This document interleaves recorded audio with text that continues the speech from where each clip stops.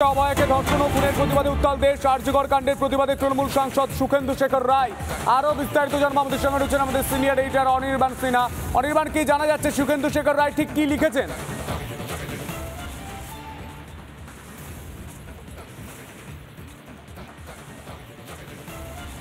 Hello Anirban, শোনা যাচ্ছে? Hello Anirban, শোনা যাচ্ছে শুভেন্দু শেখর রায় তিনি ঠিক কি লিখছেন? অনির্বাণ, আমরা আবারও যোগাযোগ করার চেষ্টা করবো আমাদের সিনিয়র এডিটর অনির্বাণ সিনহার সঙ্গে। আপনাদের জানিয়ে রাখি, অভয়াকে ধর্ষণ ও খুনের প্রতিবাদে উত্তাল দেশ। আরজিকর কাণ্ডের প্রতিবাদে তৃণমূল সাংসদ শুভেন্দু শেখর রায় সোশ্যাল মিডিয়ায় পোস্ট করে জানান, শুভেন্দু শেখর রায়, আরজিকর কাণ্ডের প্রতিবাদে অংশগ্রহণ করব। আমার নিজেরও মেয়ে ও নাতনি রয়েছে, এই ঘটনার বিরুদ্ধে গর্জে ওঠা উচিত, লিখছেন শুভেন্দু শেখর রায়। কতটা তাৎপর্যপূর্ণ বক্তব্য তিনি লিখছেন,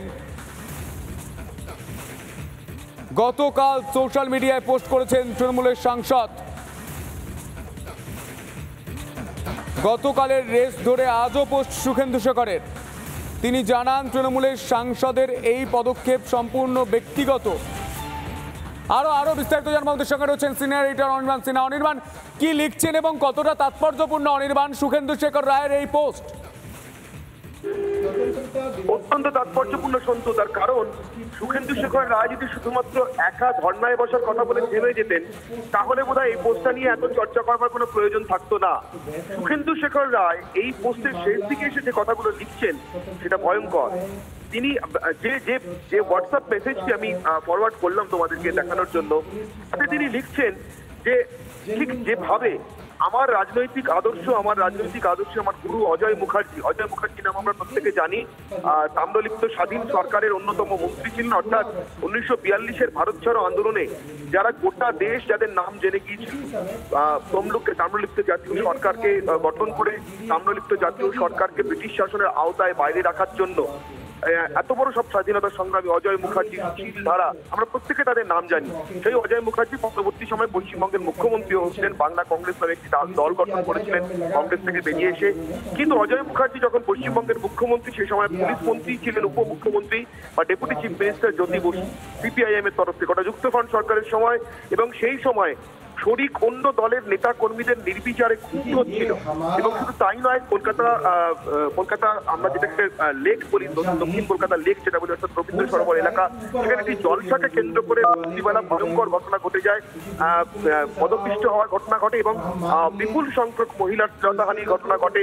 রাস্তায় জুড়ে বিরোধীরা রাস্তায় নেমে পড়েন, কংগ্রেস দল তো বটেই, অন্যান্য দলগুলো রাস্তায় নেমে পড়ে।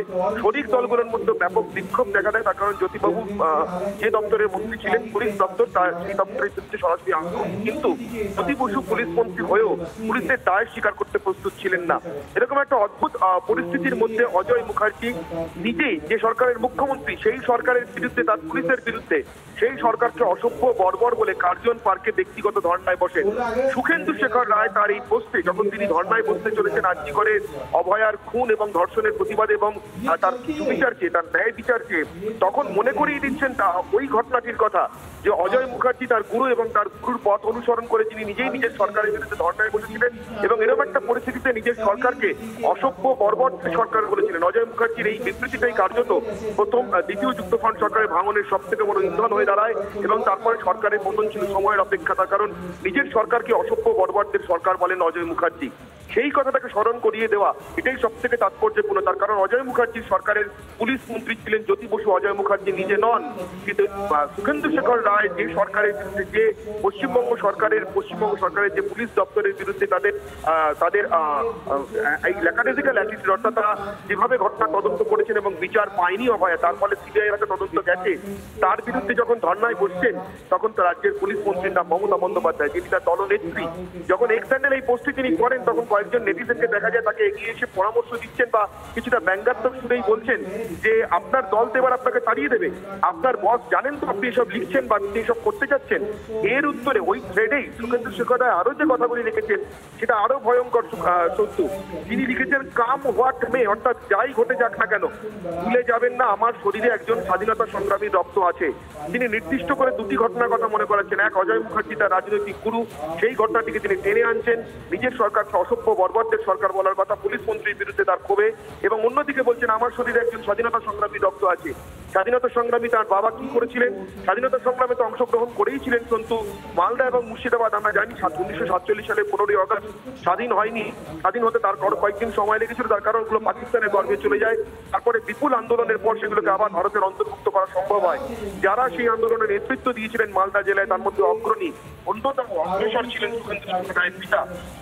এবং শুভেন্দু শেখর রায়ের বাবা শুধু স্বাধীনতা সংগ্রামী নন, মালদা জেলাকে পশ্চিমবঙ্গের অন্তর্ভুক্ত করার, স্বাধীনতা সংগ্রামের পর 15ই আগস্টের পর পশ্চিমবঙ্গে বা ভারতের অন্তর্ভুক্ত করার অন্যতম কাণ্ডারি। তার রক্ত আমার শরীরে বইছে, শরৎ দিয়ে দেওয়ার অর্থ কি? এর অর্থ ঠিক যে কায়দায় শুভেন্দু শেখর রায়ের বাবা তখন কংগ্রেস হাইকমান্ড এই বিষয়টা নিয়ে একেবারেই আগ্রহী ছিল না। মালদা মুর্শিদাবাদকে পশ্চিমবঙ্গে রাখা নিয়ে তাদের বিশেষ কোনো মাথা ব্যথা ছিল না। কিন্তু পশ্চিমবঙ্গে কংগ্রেস এবং অন্যান্য সমস্ত দল নির্বিশেষে সমস্ত দলের নেতা কর্মীরা নেমে পড়েছিলেন এই দুটি জেলাকে এদেরকে পশ্চিমবঙ্গের অন্তর্ভুক্ত করবার জন্য। তবে যেরকম আরএসপি কৃতিত্ব চৌধুরী ছিলেন মুর্শিদাবাদে, তেমনি মালদাতে শুভেন্দু শেখর রায়ের পিতাও ছিলেন। ঠিক সেই কথাটা স্মরণ করিয়ে দেওয়া মানে আরো একবার মনে করিয়ে দেওয়া প্রয়োজন পড়লে নিজের সরকারের বিরুদ্ধে, যে দল তিনি করেছেন তার আদর্শের বিরুদ্ধেও তিনি যেতে প্রস্তুত, কিন্তু অভয়ের হয়ে তিনি চান। সন্তু একদমই অনির্বাণ। এবং আমরা দেখতে পাচ্ছি যে পোস্ট করেছেন শুভেন্দু শেখর রায়, সেই প্রেক্ষিতে কি আঙ্গিক হতে পারে এবং অতীতে কি হয়েছিল পুরো প্রেক্ষিতটা তুলে ধরলেন আমাদের সিনিয়র এডিটর অনির্বাণ সিনহা। এই খবরের দিকে অবশ্যই আমাদের নজর থাকবে অনির্বাণ। আপাতত তোমায় ধন্যবাদ।